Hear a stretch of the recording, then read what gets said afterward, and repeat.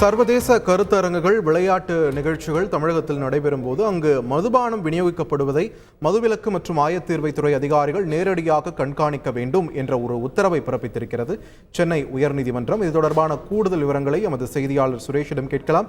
சுரேஷ், வணக்கம். இந்த சென்னை உயர்நீதிமன்றத்தின் தமிழக அரசுக்கான இந்த உத்தரவு எந்த வழக்கில் கொடுக்கப்பட்டிருக்கிறது? இதன் முழுமையான பின்னணி என்ன? வணக்கம். சர்வதேச கருத்தரங்குகள், விளையாட்டு நிகழ்ச்சிகளின் போது மதுபானம் விநியோகிக்கக்கூடிய வகையில சிறப்பு உரிமம் வழங்குவது தொடர்பாக கடந்த 14ஆம் தேதி, அதாவது இம்மாதம் 14ஆம் தேதி திருத்த விதிகளை தமிழக அரசு பிறப்பித்திருந்தது. இந்த திருத்த விதிகளை எதிர்த்து வழக்கறிஞர்கள் சமூக நீதி பேரவைத் தலைவர் வழக்கறிஞர் மாலூர் சென்னை உயர்நீதிமன்றத்தில் வழக்கு தொடர்ந்திருந்தார்.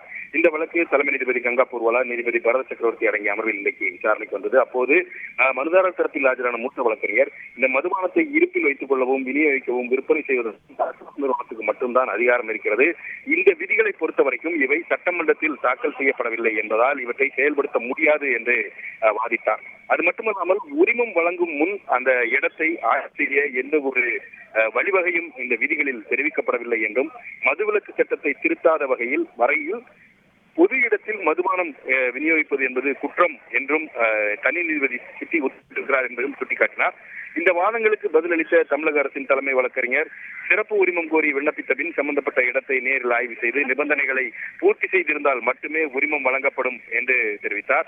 இருதரப்பு வாதங்களையும் கேட்ட நீதிபதி இந்த மனுவுக்கு பதிலளிக்கும்படி தமிழக அரசுக்கு உத்தரவிட்டு விசாரணையை ஏப்ரல் 18ஆம் தேதிக்கு தள்ளி வைத்தார்கள். அதே சமயம் இந்த வழக்கு ஒரு முடியும் வரை சர்வதேச கருத்தரங்கு, விளையாட்டு நிகழ்ச்சிகளில் நேரடியாகவோ மறைமுகமாகவோ மதுபானங்களை விற்பனை செய்யக்கூடாது என்று உத்தரவிட்டிருக்கிறது. அதே போல நிகழ்ச்சியில் பங்கேற்பவர்களிடம் கூடுதல் கட்டணத்தை வசூலித்துவிட்டு அன்பளிப்பாக மதுபானம் வழங்கக்கூடாது என்றும் நீதிபதிகள் உத்தரவிட்டிருக்கிறார்கள். திறந்த வெளியில் மதுபானம் விநியோகிக்கக்கூடாது, அதற்கென மறைக்கப்பட்ட இடங்களில் மட்டுமே அவற்றை விநியோகிக்க வேண்டும் என்றும், அந்த பகுதியை தாண்டி மற்ற பகுதிகளில் மதுபானம் விநியோகிக்க கூடாது என்றும் நீதிபதிகள் உத்தரவிட்டிருக்கிறார்கள். மறைவான பகுதியில் மட்டுமே மதுபானம் விநியோகிக்கப்படுவதை சம்பந்தப்பட்ட அதிகாரிகள் கண்காணிக்க வேண்டும் என்று உத்தரவிட்ட நீதிபதிகள் சிறப்பு உரிமம் மூலம் மதுபானம் விநியோகிக்கப்படக்கூடிய இடங்களில் மதுவிலக்கு மற்றும் ஆயத்தீர்வை அதிகாரிகள் நேரடியாக கண்காணிக்க வேண்டும் எனவும், திருத்த விதிகளில் உள்ள அனைத்து நிபந்தனைகளையும் கண்டிப்புடன் பின்பற்ற வேண்டும் என்றும் நீதிபதிகள் உத்தரவிட்டிருக்கிறார்கள். நன்றி சுரேஷ், உங்கள் விரிவான தகவல்களுக்கு. செய்திகளை உடனுக்குடன் தெரிந்து கொள்ள உடனே சப்ஸ்கிரைப் பண்ணுங்க.